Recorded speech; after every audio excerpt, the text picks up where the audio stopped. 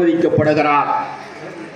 மருத்துவமனையை சுற்றி கழக உடன்பிறப்புகளின் கதல்கள் எழுந்து வா எங்கள் தலைவா, வா கோபாலபுரம் செல்லலாம் என்று கழக உடன்பிறப்புகள் காவேரி மருத்துவமனையிலே கதறல்கள். ஆலயங்களில் அர்ச்சனை செய்தோம், மசூதிகளில் தொழுகை நடத்தினோம், தேவாலயங்களில் பிரார்த்தனை செய்தோம். எந்த ஆண்டவனும் எங்கள் குரல்களை கேட்கவில்லை. கலைஞர் என்ற உயிர் பறவை மெல்ல மெல்ல காற்றில் கரைந்த போது எங்கே சென்றாலும் சொல்லிவிட்டு செல்லும் எங்கள் ஆருயிர் தலைவரே, இப்போது சொல்லாமல் எங்கே சென்றீர்கள்? என் உணர்வில், உடலில், இரத்தத்தில், இதயத்தில் இரண்டர கலந்துவிட்ட தலைவா, எங்களை இங்கேயே ஏங்க வைத்துவிட்டு எங்கே சென்றீர்கள்? ஓய்வெடுக்காமல் உழைத்தவன் இதோ ஓய்வு கொண்டிருக்கிறான் என்று உங்கள் நினைவிடத்தில் எழுத வேண்டும் என்று 33 ஆண்டுகளுக்கு முன்னாலே எழுதி வைத்தீர்களே, இந்த தமிழ் சமுதாயத்திற்காக இடையறாது உழைத்தது போதும் என்ற மன நிறைவோடு புறப்பட்டு விட்டீர்களா? உங்களது 95 ஆண்டுகால வயதில் 80 ஆண்டுகால பொது வாழ்வில் சளைக்காமல் ஓடி என் உயரத்தை யார் தாண்டுவார்கள் பார்க்கலாம் என்று போட்டி மொய்த்துவிட்டு மறைந்திருந்து காத்திருக்கிறீர்களா? உங்களது 95வது பிறந்த நாளில் ஜூன் திங்கள் 3ஆம் நாளில் நான் பேசுகின்ற பொழுது உங்கள் சக்தியை தாருங்கள் என்று கேட்டேன்.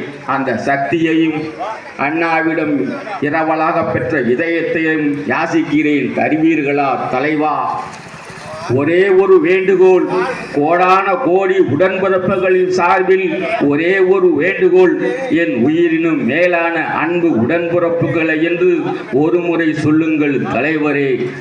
அப்பா அப்பா என்று அழைத்ததை விட தலைவரே தலைவரே என்று அழைத்ததுதான் என் வாழ்நாளில் அதிகம். இப்போது ஒரே ஒரு முறை அப்பா என்று அழைக்கட்டுமா என்று திராவிடத்தினுடைய முதல்வர் தளபதி அவர்கள் கண்ணீர் வடித்த போது இந்த தமிழ்நாடு மட்டுமல்ல இந்திய பெருங்கடலும் அன்றைக்கு கண்ணீரிலே மிதந்தது. அதற்கு பிறகு நடைபெற்ற அதிமுக ஆட்சியினுடைய அவலங்களை இந்த நாட்டு மக்களுக்கு எடுத்துச் சொல்லுகின்ற பணி நாடு முழுவதும் சூறாவளி சுற்றுப்பயணம் செய்கிறார். இன்றைக்கு எதிர்கட்சி தலைவராக இருக்கக்கூடிய எடப்பாடி சொல்லுகிறாரே, திராவிட முன்னேற்ற கழக ஆட்சியிலே சட்டம் ஒழுங்கு கெட்டுவிட்டது சொல்லுகிறார்களே. நீங்கள் எண்ணி பாருங்கள், தங்கள் உணவுகளுக்காக, தங்களுடைய உரிமைகளுக்காக, தங்களுடைய நிலம் மாசுபடக்கூடாது என்று தூத்துக்குடி மக்கள், இந்த மக்கள் எங்களுக்கு ஸ்டெர்லைட் ஆலை தேவையில்லை என்று அன்றைக்கு போராடிய போது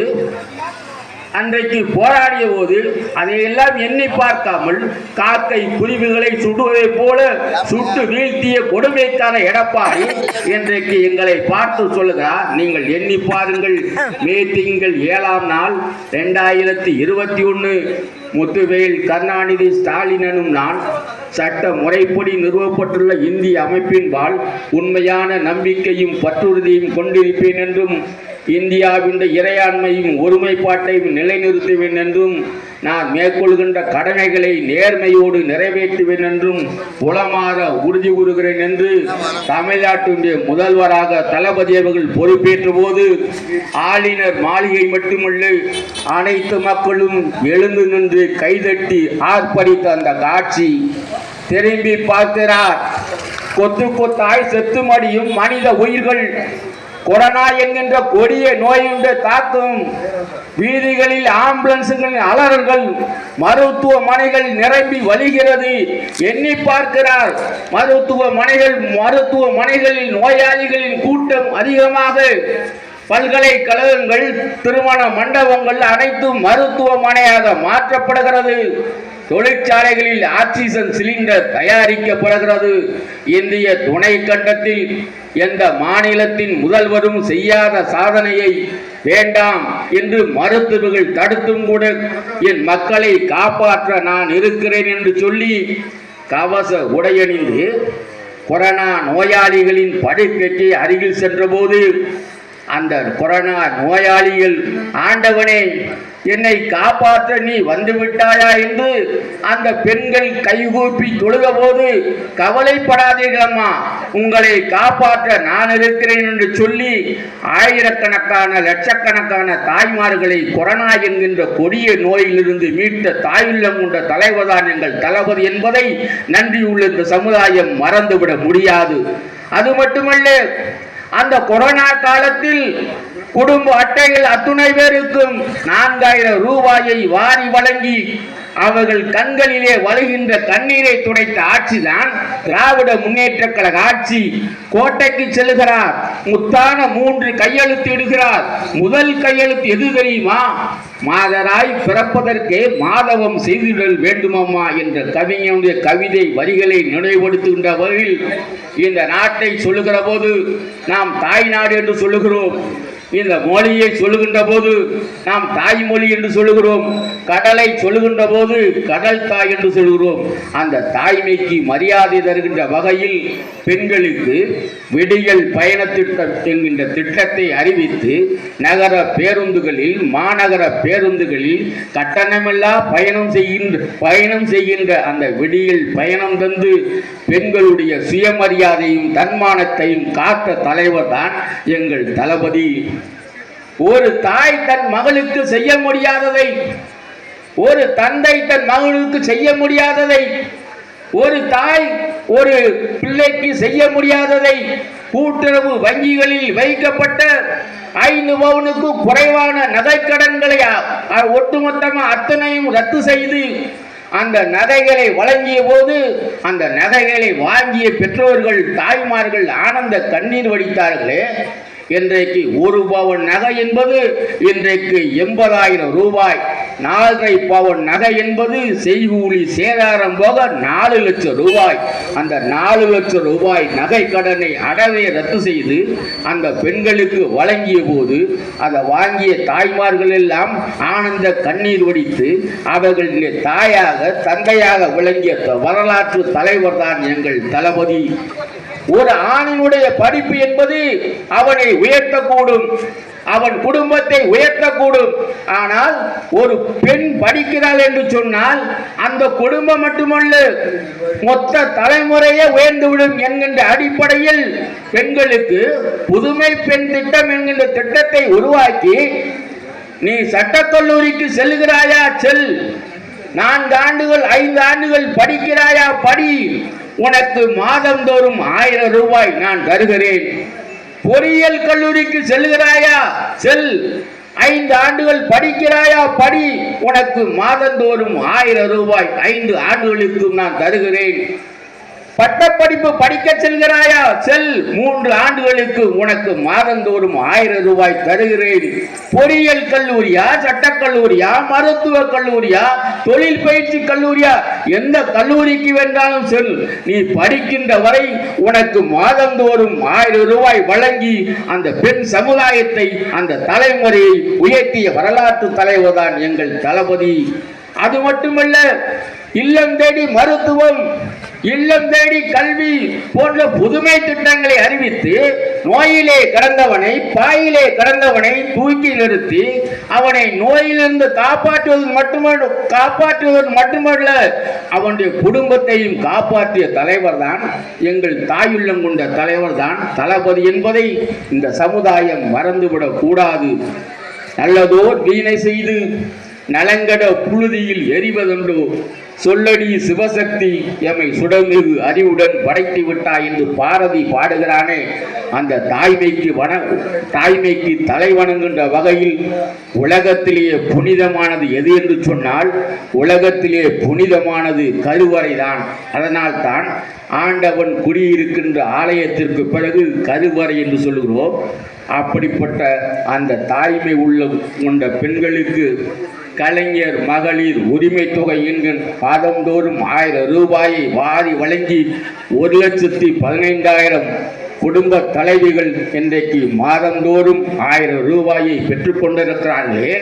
விடுபட்டவர்களுக்கும் ஜூன் திங்கள் அடுத்த மாதத்திலிருந்து விடுபட்டவர்களுக்கும் அந்த கலைஞர் மகளிர் உரிமை தொகை வழங்கப்படும் என்று எங்களது மாண்புமிகு துணை முதல்வர் உதயநிதி ஸ்டாலின் அவர்கள் சட்டமன்றத்திலே சொல்லியிருக்கிறார்.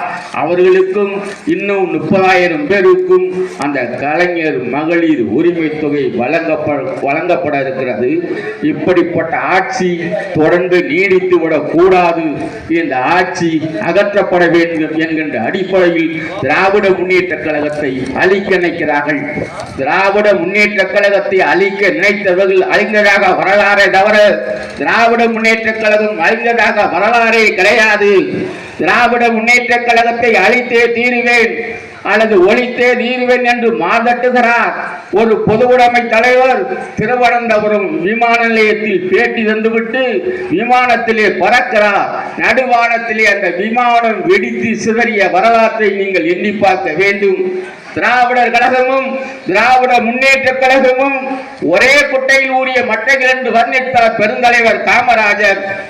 அந்த பெருந்தலைவர் காமராஜர் அவர்களை கைது செய்ய வேண்டும் என்று அன்றைக்கு இந்தியாவுடைய இரும்பு தலைவி அன்னை இந்திரா ஆணையிட்ட போது பச்சை தமிழனை கைது செய்ய மாட்டேன் என்று அடம்பிடித்தது மட்டுமல்ல, ஆட்சியை இழந்ததோடு மட்டுமல்ல, அந்த பெருந்தலைவர் காமராஜருக்கு நினைவாலயம் அமைத்த வரலாற்று தலைவர் தான் எங்கள் கலைஞர். திராவிட முன்னேற்ற கழகத்தை மூட்டை பூச்சியை போல் நசுக்கியதீர்கள் என்று கொக்கரித்தார் மூளைக்கு சொந்தக்காரான மூதறிஞர் ராஜாஜி. அதே ராஜாஜி தான் 1967 நடைபெற்ற தேர்தலில் திராவிட முன்னேற்ற கழகத்தோடு கைகோர்த்த வரலாறை நீங்கள் எண்ணி பார்க்க வேண்டும். திராவிட முன்னேற்ற கழகம் தான் எங்களுக்கு எதிரி இன்றைக்கு எல்லோரும் சொல்லிக் கொண்டிருக்கிறார்கள்.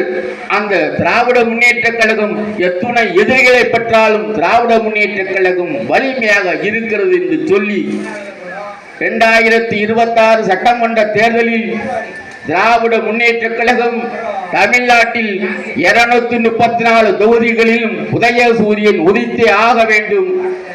திராவிட இன்னைக்கு டெல்லி செயின்ட் ஜார்ஜ் கோட்டையிலே பறக்கின்ற திராவிட முன்னேற்ற கழகத்தின் வெற்றி கொடிகள் நாளைய தினம் டெல்லி செங்கோட்டையிலும் பறந்தாக வேண்டும். இப்போது நடைபெறுகின்ற போராட்டம் பாசிச பாஜகவுக்கு எதிரான போராட்டம். இந்த போராட்டம் என்பது நீதிக்கும் அநீதிக்கும் நடைபெறுகின்ற போராட்டம். இந்த போராட்டம் என்பது தர்மத்திற்கும் அதர்மத்திற்கும் நடைபெறுகின்ற போராட்டம். இந்த போராட்டம் என்பது சமூக நீதிக்கும் சனாதனத்திற்கும் நடைபெறுகின்ற போராட்டம். இந்த போராட்டம் என்பது திராவிடத்திற்கும் ஆரியத்திற்கும் நடைபெறுகின்ற போராட்டம். ஆரிய படைகள் வீழ்த்தப்பட வேண்டும். திராவிட முன்னேற்ற கழகம் 234 தொகுதிகளில் வெற்றி பெற வேண்டும். அதற்காக இன்றே இப்பொழுதே அணிவகுப்போம், அனைவரும் வாருங்கள் வாருங்கள் என்று சொல்லி அண்ணா வழியில் அயராது உழைப்போம். ஆதிக்கப்பட்ட சமுதாயம் அமைத்தே தீர்வோம். இந்தி திணிப்பை என்றும் எதிர்ப்போம்.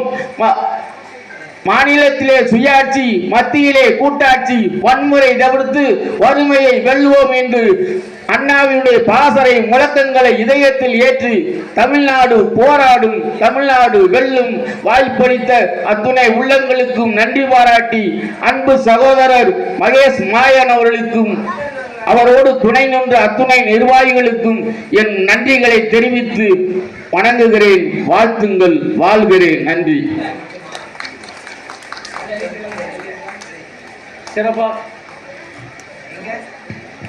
சிறப்பாக பணியாற்றிய அன்பு அண்ணாச்சி சிவாசி சிவா அவர்களுக்கு நன்றிகளை தெரிவித்துக் கொள்கிறோம். அடுத்தபடியாக நமது ஒன்றிய கழகத்துடைய செயலாளர் பாசமிகு அண்ணன், வடக்கு ஒன்றியத்துடைய செயலாளர், ஒன்றிய துணை சேர்மன் அண்ணன் மகேஷ் மாயன் அவர்கள் சிறப்புரையாற்றுவார்கள்.